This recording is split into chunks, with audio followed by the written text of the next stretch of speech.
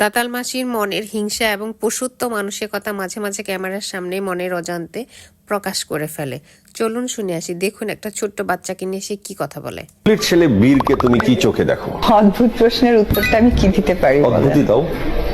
কি করে অদ্ভুত দিব? আমি তো সুস্থ মানুষ, অদ্ভুত প্রশ্নের উত্তর কি করে দিই?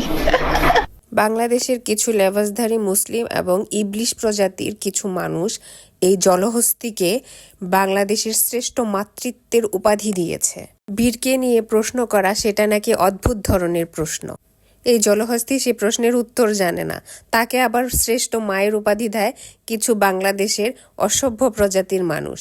রাতের রানী দেহ ব্যবসায়ী অপু বিশ্বাস বুঝতে পারলো যে বীরকে নিয়ে উল্টাপাল্টা কথা বলায় সে সমালোচিত হচ্ছে, তখন সে নতুন করে আবার লেবাস ধরলো। বিভিন্ন টকশোতে গিয়ে বীরকে ছেলে ছেলে বলে এমন একটা ভাব ধরলো যেন সে বীরকে কতই না সে ভালোবাসে।